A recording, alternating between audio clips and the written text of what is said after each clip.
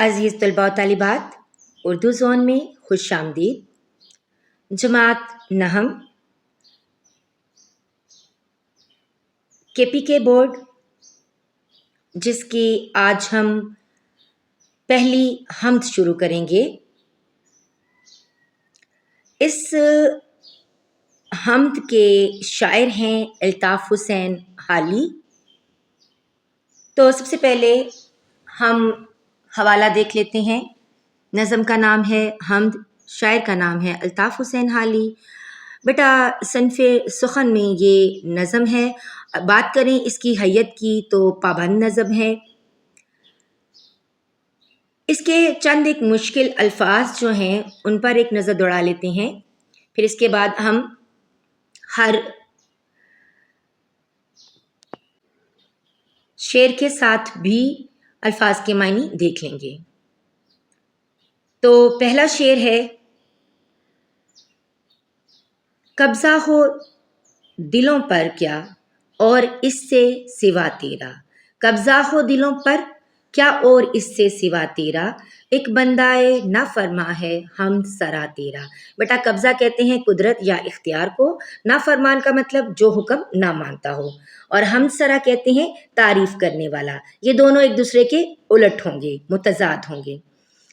इस शेर का मफ़हूम कुछ यूँ है कि अल्लाह ताला का दिलों पर इससे ज़्यादा क्या इख्तियार होगा कि एक नाफरमान बंदा भी उसकी तारीफ कर रहा है। इस शेर के फ़नी महासन में अगर हम देखें तो शायर ने अल्लाह ताला की बड़ाई और अपनी आजिज़ी बयान की है।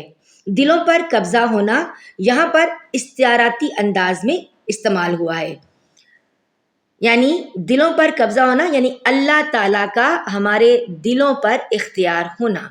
बंदा नाफरमा और हम्द सना में तज़ाद पाया जाता है। तज़ाद कहते हैं एक चीज़ का उलट, बिल्कुल ऑपोजिट। इस शेर की ज़ुबान सादा और मुअस्सर है और शेर में खूबसूरत रवानी मौजूद है। तो ये तो हो गए इस शेर के फ़नी महासन और मुश्किल अल्फाज के मानी और मफ़हूम। अब बढ़ते हैं इस शेर की तशरीह की जानिब।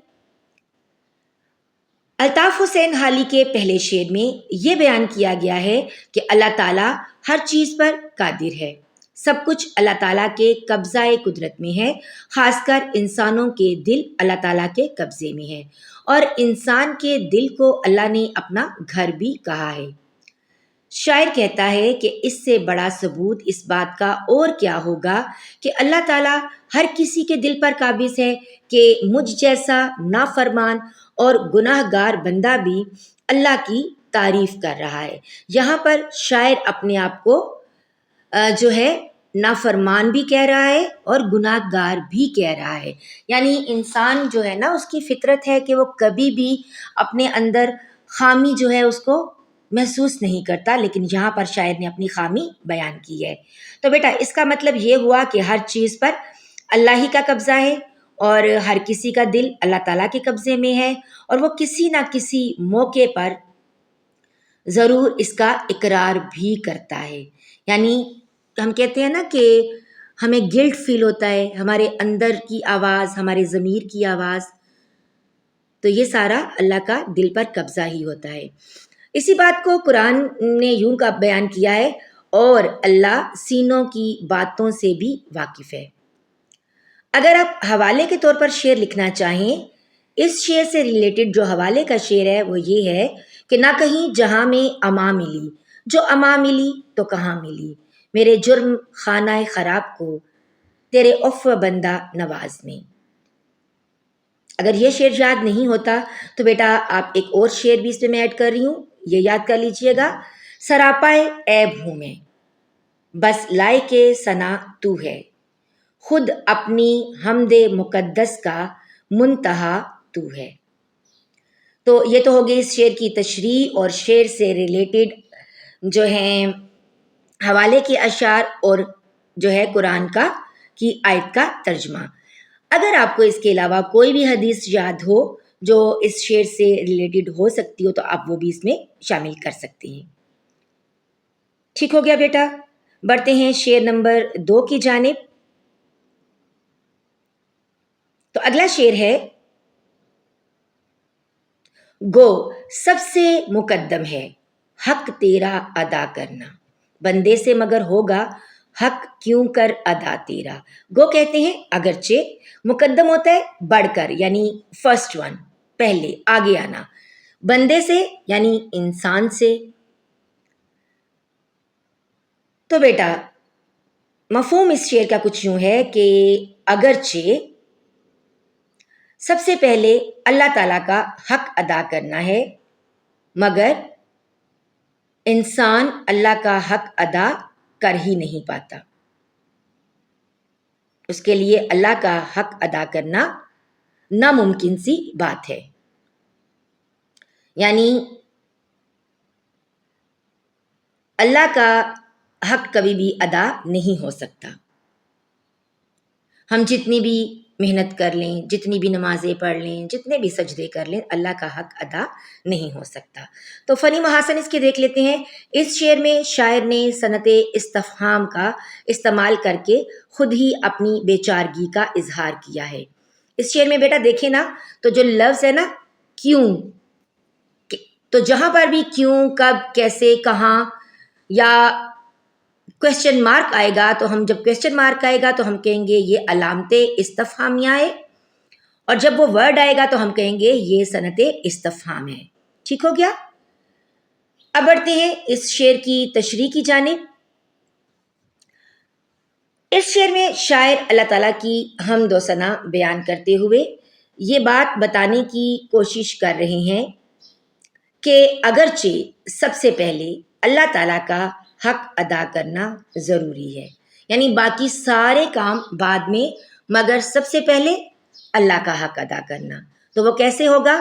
یعنی اللہ نے جتنے بھی ہمیں کام کہے ہیں جو اللہ کے حقوق ہیں، جیسے نماز پڑھنا، روزہ رکھنا، حج کرنا، زکوٰۃ ادا کرنا وغیرہ وغیرہ، یہ سارے کے سارے حقوق اللہ میں آ جاتے ہیں، اور یہ بندے پر اللہ کا حق ہے، یعنی بندے کو یہ تمام حقوق پورے کرنے ہیں۔ مگر انسان چاہے جتنا بھی عبادت گزار ہو اور اپنی طرف سے وہ اللہ کے حقوق ادا کرنے کی کوشش بھی کرتا ہو، مگر یہ ممکن ہی نہیں ہے کہ بندے سے اللہ کا حق ادا ہو جائے۔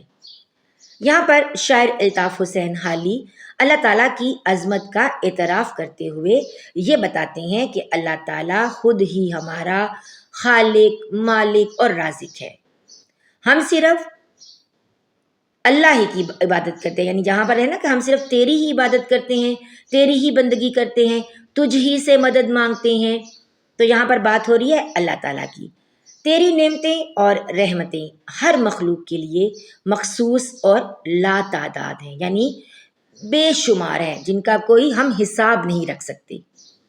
ہر مخلوق کے لیے، جیسے دیکھیں چرند ہیں، پرند ہیں، انسان ہیں، تو ہر مخلوق الگ الگ ہے نا، تو اللہ نے ہر مخلوق کے لیے الگ الگ نعمتیں دی ہیں۔ جیسے پانی جو ہے، اگر انسان پانی میں جائے گا تو وہ ڈوب کے مر جائے گا، لیکن مچھلی جو ہے اس کے لیے پانی میں رہنا ضروری ہے۔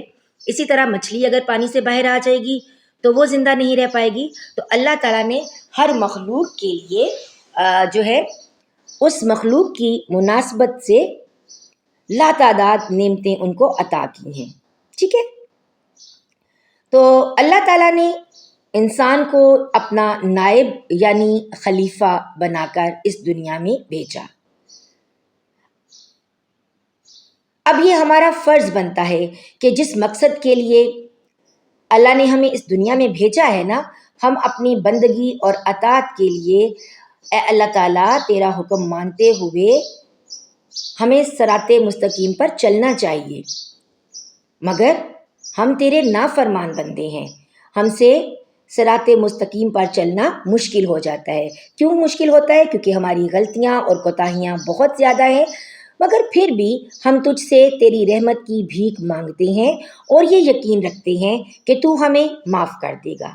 اے اللہ، تو ہمیں وہ توفیق عطا فرما کہ ہم تیری عبادت اور بندگی کر سکیں اور برائیوں سے بچ سکیں۔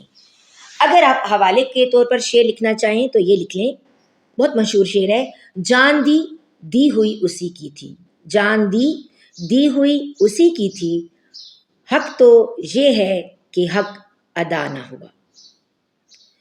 تو بیٹا یہاں پر ہم نے پہلے 2 اشعار کی تشریح، حوالے کے اشعار، فنی محاسن اور الفاظ معنی، مفہوم، اس کے ساتھ ہم نے پہلے 2 اشعار مکمل کر لیے ہیں۔ آپ ان اشعار سے متعلق سوال جو ہے وہ خود تیار کرنے کی کوشش کیجئے گا۔ جہاں پر آپ کو مشکل پیش آئے آپ کمنٹ سیکشن میں ضرور پوچھئے گا۔ ویڈیو لمبی ہو رہی ہے تو انشاءاللہ اگلے اشعار کی تشریح ہم اپنے اگلے ویڈیو لیکچر میں کریں گے۔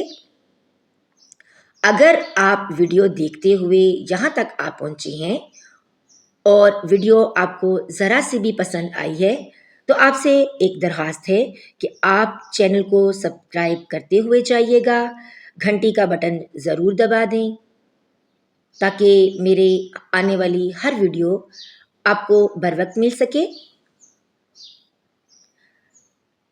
ویڈیو کو اپنے دوستوں کے ساتھ شیئر کرنا مت بھولیے گا۔ ملتے ہیں اگلے ویڈیو لیکچر کے ساتھ۔ اپنی دعاؤں میں یاد رکھیے گا۔ تب تک کے لیے اجازت دیجیے۔ اللہ حافظ۔